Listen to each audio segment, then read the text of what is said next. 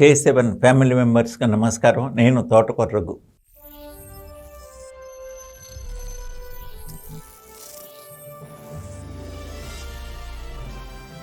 కొంతమంది కొన్ని రంగాల్లో నిష్ణాతులు.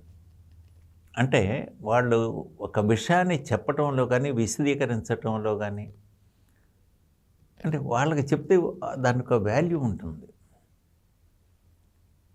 అలాంటి వ్యక్తులలో ఒకడు. ప్రత్యేకించి ఫిల్మ్ ఇండస్ట్రీ టెక్నాలజీ గురించి కానీ, ఫిల్మ్ మేకింగ్ టెక్నిక్ గురించి కానీ చెప్పగలిగినటువంటి అతి కొద్ది మందిలో ఒకడు రామ్ గోపాల్ వర్మ. ఆయన ఒకప్పుడు RGV it is a brand image. Ram Gopal Varma తీసినటువంటి సినిమాలకేలో ఆయన శిష్యులు తీసి హిట్స్ ఇచ్చినవి ఎక్కువ. ఎందుకంటే ఆ ఓపెనింగ్స్ రావడానికి కారణం రామ్ గోపాల్ వర్మ. అంత గ్లామరు, అంత ఫాలోయింగ్, అంత క్రెడిట్ ఉన్నటువంటి మనిషి అనవసరమైనటువంటి, అంటే మనకు అనవసరంగా అనిపిస్తుంది, ఆయనకి ఏమన్నా అవసరంగా అనిపించడం తెలియదు. అనవసరమైనటువంటి చిన్న కుల మత ప్రాంతీయ విభేదాలు, ఈ ఘర్షణలు ఇవన్నీ తీసుకొని ఏదో కొద్దిగా సెన్సేషన్ చేస్తున్నట్టుగా ఆ సినిమా తీసేసి ఇచ్చేసాడు. ఆ సినిమా తీసినప్పుడు అనిపిస్తుండే రామ్ గోపాల్ వర్మ ఈ సినిమా ఎందుకు చేశాడు అని. సరే, అది ప్రస్తుతానికి అప్రస్తుతం. ఆయన సినిమా మీద చాలా కాలం తర్వాత ఒక కన్స్ట్రక్టివ్, చాలా ఆనందకరమైనటువంటి, ఆహ్లాదకరమైనటువంటి ఒక స్టేట్మెంట్ ఇచ్చాడు. అది పుష్ప 2 మీద. సాధారణంగా ఆయన దగ్గర నుంచి చాలా, అంటే ఈ మధ్యకాలంలో చాలా కాలం తర్వాత ఒక పాజిటివ్ కామెంట్ ఒక సినిమా గురించి చూడటం చాలా ఆనందంగా ఉంది.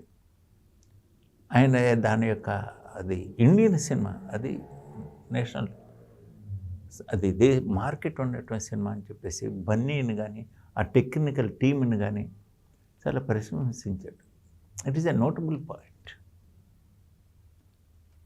అది ఒక రకంగా టానిక్ లాంటిది. ఇదే కనుక ఈ మధ్యకాలంలో కనుక రామ్ గోపాల్ వర్మ ఈ కాంట్రవర్సీస్, దీనికి ఆయన గురించి ఈ యొక్క డిస్కషన్స్ కానీ లేని పక్షంలో ఆయన ఇచ్చినటువంటి స్టేట్ బోత్, అది ఒక ఆంధ్రాలోనే కాదు, దేశవ్యాప్తంగా చాలా కొంతమందిని సినీ గోయర్స్ని ఇన్ఫ్లుయెన్స్ చేసేది. అంత చక్కటి కామెంట్ పాస్ చేశాడు. ఒక అటువంటి అంత టెక్నికల్గా డెవలప్మెంట్ చేయగలిగినటువంటి నిన్నటి తరం దర్శకుడు ఆయన. అలాంటి సినిమా, ఆ స్థాయి సినిమాలు చేయగల స్టామినా ఉన్నటువంటి డైరెక్టర్ ఆయన. ఆయన వెళ్ళి అడిగితే చిరంజీవి గారు కానీ, అమితాబ్ గారు కానీ, ఏ పెద్ద డైరెక్టర్ అయినా, హీరో అయినా సరే ఆయనకు డేట్స్ ఇచ్చేవాళ్ళు ఒకప్పుడు. ఇప్పుడు చెప్పలేం, ఎందుకంటే ఆయనకి ట్రాక్ మారిపోయింది. కానీ సినిమా మీద జడ్జిమెంట్ మాత్రం మారలేదు ఆయనకి. ఆయన దగ్గరికి వచ్చేటప్పటికి, ఎందుకంటే కరెక్ట్గా అనమాట పుష్ప 2 గొప్పగా ఆయన కామెంట్ కానీ, రివ్యూ కానీ చాలా బాగా చేశాడు. ఆయన మనసు పెట్టి చేశాడు. అంటే బన్నీ గురించి 2 వాక్యాలు చెప్పాడు, చాలా గొప్పగా చెప్పాడు. అలా ఫిల్మ్ బిజినెస్ గురించి కూడా మాట్లాడాడు. అది ఆయన ఇప్పటికైనా సరే ఒక సీరియస్ సినిమాని, మార్కెటింగ్ది, ఇది భారతీయ సినిమా అనేటువంటి ఒక దృక్పథాన్ని, ఒక యూత్ని ఇన్స్పైర్ చేసేది ఉండాలి. అది పాజిటివ్, అంటే ఇప్పటి వరకు నెగిటివ్గా మనుషుల్ని ఆలోచన ధోరణి పెట్టాడు. ఒక పాజిటివ్గాను, జాతీయ సమైక్యతను, దేశ భక్తిను, లేకపోతే దేశ భద్రతను దృష్టిలో పెట్టుకొని ఫిల్మ్ చేస్తే ఆయన పండుతున్నది. అట్లాగే ఒక పుష్ప 2 అదే డిఫరెంట్ షేడ్స్. ఒక సినిమాతో కనుక ట్రావెల్ చేసినటువంటి వాళ్ళందరూ కూడాను కొన్ని దృశ్యాల్లో ఒక శాంతారావు కనిపిస్తాడు, ఒక మన్మోహన్ దేశాయ్ కనిపిస్తాడు, ఒక సిప్పి కనిపిస్తాడు, ఒక శ్యామ్ బెనగల్ కనిపిస్తాడు. అడగచ్చు, శ్యామ్ బెనగల్కి ఎక్కడ కనిపించాడు ఏంటంటే, ఎస్, ఆ నేటివిటీ టచ్ తీసుకురావటం. ఆయన బిగినింగ్లో తీసుకున్నప్పుడు అక్కడ వాళ్ళకి ప్రాంతీయత, ఆయన యొక్క మాట, ధోరణి కానీ దీన్ని కానీ అక్కడ తీసుకురావటంలో శామ్ బెనగల్ కనిపిస్తాడు. అలాగే శాంతారాం ఆ క్యారెక్టరైజేషన్, ఆ పాత్రలు, ఆ డ్యాన్సులు, ఆయన దీంట్లో ఆయన కనిపిస్తాడు. అట్లా అంటే అంటే ఒక మిక్స్.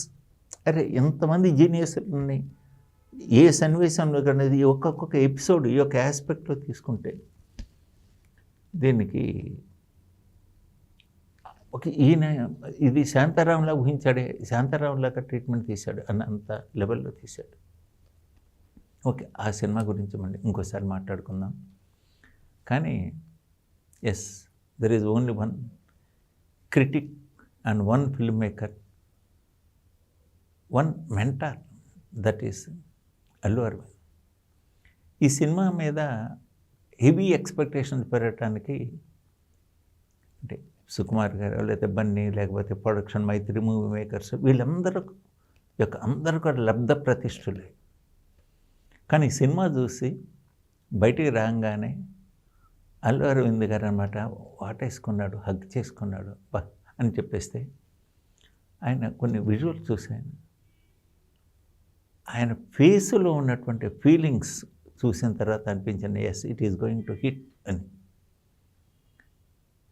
ఆయన తన యొక్క అంటే మగధీర అంటే రామ్ చరణ్కి మగధీర ఇచ్చాడు.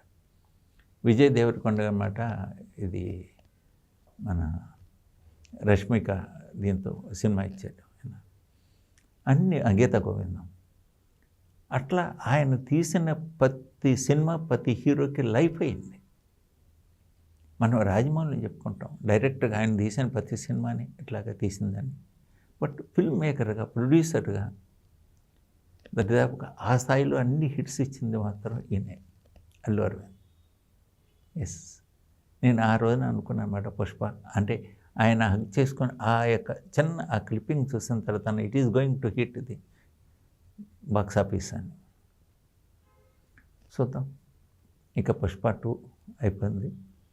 దానికి థర్డ్ పార్ట్ కూడా మన లీడ్ తీసుకున్నాడు, చేశారు. Okay, let us wait and wait, see the result. Thank you.